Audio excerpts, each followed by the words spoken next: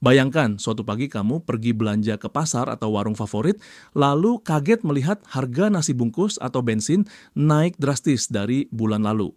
Misalnya dulu bungkus nasi Padang cuma Rp15.000, kini Rp18.000. Atau ongkos angkot yang biasanya Rp5.000, sekarang jadi Rp7.000. Rasanya ini kayak mimpi buruk yang berlangsung terus. Kenaikan harga yang cepat ini tentu membuat diri kita resah, apalagi gaji seringnya pas-pasan dan jarang berubah. Cerita soal harga yang melonjak ini sebenarnya bukan kebetulan. Banyak orang mengalami hal sama. Gaji kita tetap, tapi biaya hidup terasa naik terus. Kita jadi berpikir, kenapa uang saya nggak bisa beli sebanyak barang seperti dulu? Perasaan frustasi inilah yang mendorong kita untuk membahas tema inflasi dan bahayanya. Mari kita masuk ke topik utama video kali ini. Kita akan kupas tuntas tentang apa itu inflasi, dampaknya, dan bagaimana investasi bisa membantu melindungi nilai uang kita. Inflasi secara sederhana adalah kondisi di mana harga barang secara umum meningkat terus-menerus dari waktu ke waktu. Artinya, jumlah uang yang beredar di masyarakat lebih banyak daripada jumlah barang dan jasa yang tersedia, sehingga nilai uang yang kita miliki tergerus. Sebagai contoh, jika dulu sebutir telur seharga Rp2.000, inflasi bisa saja membuat harga telur menjadi Rp2.500 atau lebih dalam setahun. Kenaikan harga terjadi secara menyeluruh, mulai dari makanan pokok, transportasi, hingga biaya lain seperti listrik atau angkutan. Dampak inflasi terasa dalam keseharian. Biaya hidup melambung, tabungan di bank terasa makin tipis, dan kebutuhan pokok menjadi lebih mahal. Misalnya, saat inflasi tinggi, harga bawang, beras, dan sayur bisa naik hingga 10-20% dalam setahun, sedangkan gaji bulanan tidak naik sebesar itu. Hal ini membuat kita perlu mengeluarkan lebih banyak uang untuk kebutuhan yang sama. Bagi kita yang masih muda dan baru mulai bekerja, kondisi ini bisa menakutkan. Tiba-tiba penghasilan terasa tidak cukup untuk menanggung kebutuhan yang sama. Contoh nyata, bayangkan kamu menabung Rp100.000 di bawah bantal 10 tahun lalu. Jika inflasi rata-rata 5% per tahun, Rp100.000 itu kini setara hanya Rp60.000 dari sisi daya beli. Dengan kata lain, nilai uang kita sudah turun drastis. Inflasi benar-benar menggerogoti nilai tabungan secara diam-diam. Kalau sudah begini, mau tidak mau kita perlu cari cara untuk menjaga agar uang kita tidak tergerus waktu. Banyak orang beranggapan, kalau aku menabung di bank, aman. Padahal kenyataan seringkali tidak demikian. Uang yang sekadar disimpan di tabungan bank bisa saja tergerus inflasi. Sebagai contoh, suku bunga tabungan rata-rata hanya sekitar 1-3% per tahun. Jika inflasi di kisaran 4-6%, artinya walaupun uang kita bertambah sedikit karena bunga, daya belinya tetap turun. Dalam jangka panjang, inflasi ini bisa menggerogoti kemampuan finansial kita bila tidak ada antisipasi. Jadi menabung saja tidak cukup untuk melawan inflasi. Bayangkan skenario sederhana. Kamu punya Rp10 juta di bank dengan bunga 3% per tahun, sedangkan inflasi 5%. Tahun pertama tabunganmu menjadi Rp10,3 juta. Tapi daya beli 10,3 juta itu hanya setara 9,6 juta tahun sebelumnya. Jadi sebenarnya kamu rugi 0,4 juta dari segi daya beli. Terus-terusan begitu setiap tahun, lama-kelamaan banyak nilai uang yang hilang. Itulah kenapa menabung tanpa investasi bisa membuat kita miskin diam-diam. Nominal terlihat ada tetapi nilainya makin berkurang. Sayangnya tabungan tidak dapat memberikan perlindungan optimal untuk nilai aset saat inflasi. Sebaliknya, investasi dapat memberikan perlindungan yang lebih baik karena nilai harta yang disimpan akan bergerak mengikuti pasar. Banyak pakar keuangan sepakat bahwa dalam melawan inflasi, hanya menabung saja tidak cukup. Itulah mengapa kita perlu mulai mempertimbangkan investasi agar nilai uang kita tidak mudah tergerus oleh waktu. Nah, sekarang mari kita kenalan dengan investasi. Investasi adalah cara menempatkan uang atau aset dengan tujuan untuk mendapatkan keuntungan di masa depan. Dalam bahasa sederhana, investasi adalah cara membuat uang kita bekerja untuk kita. Alih-alih hanya mengendapkan uang di tabungan, uang kita diinvestasikan pada aset yang produktif sehingga bisa berkembang nilainya. Bayangkan analogi berikut, jika menabung di bank seperti menyimpan telur di sarang, investasi ibarat menanam biji pohon.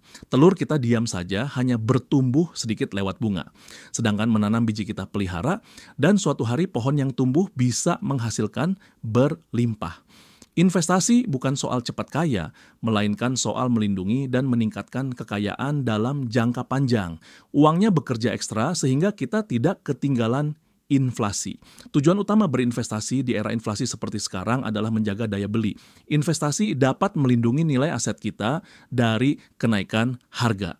Seperti dijelaskan oleh Telkomsel Financial, salah satu manfaat investasi adalah ia melindungi nilai aset dari dampak inflasi dan membantu menjaga daya beli. Ini artinya dengan investasi yang tepat, uang kita punya peluang tumbuh setidaknya sebanding atau lebih dari laju inflasi.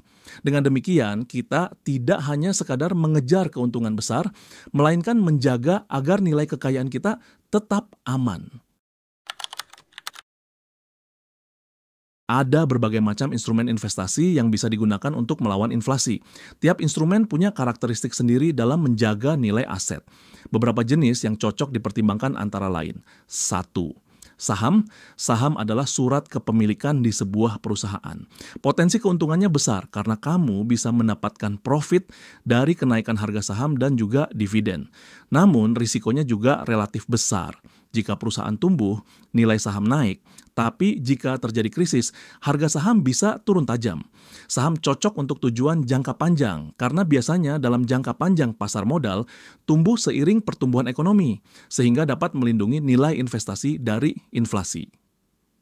2. Reksadana. Reksadana adalah wadah investasi yang mengumpulkan dana dari banyak orang untuk dikelola oleh manajer investasi profesional. Reksadana ini memberikan diversifikasi otomatis karena uang kita bisa disebar ke banyak aset, saham, obligasi, pasar uang sekaligus. Keuntungannya risiko tersebar dan kita tidak perlu memilih sendiri saham atau obligasi tertentu. Reksadana cocok untuk pemula karena kemudahannya dan modal yang relatif kecil. Hasil investasi mengikuti kinerja aset-aset dalam portofolio mereka. 3. Emas. Investasi emas, batangan atau perhiasan adalah salah satu instrumen yang akrab di masyarakat. Harga emas cenderung naik seiring waktu karena sifatnya sebagai aset real. Dari catatan, harga emas dunia dalam jangka panjang menunjukkan tren kenaikan. Kenaikan harga emas ini membuat investasi emas cukup menguntungkan untuk melawan inflasi. Jika harga emas naik, nilai investasi kita meningkat. Namun, imbal hasil emas baru didapatkan dalam waktu agak lama, jadi investasi ini cocok untuk strategi menengah ke panjang. 4. Properti. Investasi di bidang properti seperti tanah, rumah, atau ruko adalah aset real yang nilai jualnya cenderung naik seiring inflasi. Properti di lokasi strategis biasanya mengalami kenaikan harga yang konsisten.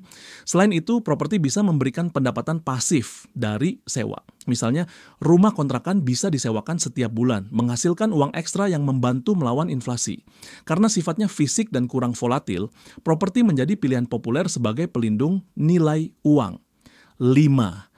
Obligasi SBN, surat berharga negara. Obligasi adalah surat utang yang diterbitkan pemerintah atau korporasi. Contohnya SBN, surat berharga negara diterbitkan pemerintah Indonesia untuk pendanaan. Dengan membeli obligasi, kita secara periodik mendapat kupon bunga tetap. Saat inflasi tinggi, obligasi retail pemerintah sering menawarkan imbal hasil menarik, misalnya 5-7% untuk tenor pendek. Pendapatan kupon ini umumnya lebih tinggi dibanding bunga deposito, sehingga obligasi bisa membantu melindungi nilai investasi dari inflasi. 6. Cryptocurrency seperti Bitcoin atau Ethereum adalah aset digital yang sangat volatil. Nilainya bisa melonjak tajam, namun juga bisa turun dengan cepat. Meskipun memiliki potensi pertumbuhan tinggi, volatilitas kripto sangat ekstrem. Risiko kerugian besar pun tinggi karena harga sangat dipengaruhi sentimen pasar dan regulasi. Oleh sebab itu, kripto mungkin cocok untuk sebagian kecil portofolio, tetapi bagi pemula sebaiknya digunakan dengan hati-hati dan hanya sebagai sebagian kecil portofolio investasi.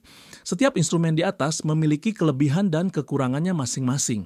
Penting untuk menyesuaikan pilihan investasi dengan tujuan dan profil risiko kita. Dengan melakukan diversifikasi, investasi di lebih dari satu aset, kita dapat lebih optimal melindungi nilai uang dari inflasi sambil meminimalkan risiko. Mulai berinvestasi tidak perlu menunggu kaya. Bahkan dengan pendapatan terbatas, kita bisa memulainya dengan cara pintar. Saran pertama, sisihkan sebagian penghasilan bulanan untuk investasi. Banyak pakar keuangan menyarankan mengalokasikan minimal sekitar 10-20% dari gaji setiap bulan untuk investasi. Misalnya, jika gaji kamu 5 juta rupiah, sisihkan 500 ribu rupiah hingga 1 juta rupiah setiap bulan. Alokasi ini bisa disesuaikan dengan kenyamanan awal. Yang penting konsisten. Setelah terbiasa, jumlahnya bisa ditingkatkan sedikit demi sedikit setiap beberapa bulan. Selanjutnya, mulai dari nominal kecil tapi konsisten. Kini banyak platform investasi yang memungkinkan mulai dengan dana kecil, bahkan puluhan ribu untuk reksadana, atau beli satu lembar saham perusahaan kecil. Hal ini memudahkan kita belajar sambil berinvestasi secara langsung. Yang penting, aktiflah mencari ilmu. Baca artikel keuangan, ikut seminar online, atau pakai kalkulator investasi untuk target finansial. Dengan begitu, meski modal awal kecil, keputusan investasi kita lebih bijak dan terukur. Gunakan platform legal dan terdaftar di OJK, Otoritas Jasa Keuangan. Pastikan aplikasi atau perusahaan sekuritas yang kamu pakai diawasi OJK. OJK melakukan verifikasi dan evaluasi standar keamanan, sehingga investasi di aplikasi terdaftar lebih terjamin legalitas dananya. Dengan memilih platform resmi, kita terhindar dari risiko penipuan dan investasi bodong. Beberapa contoh aplikasi investasi aman yang dipakai banyak orang adalah Bibit, Ajaib, iPod, hingga Mandiri Investasi.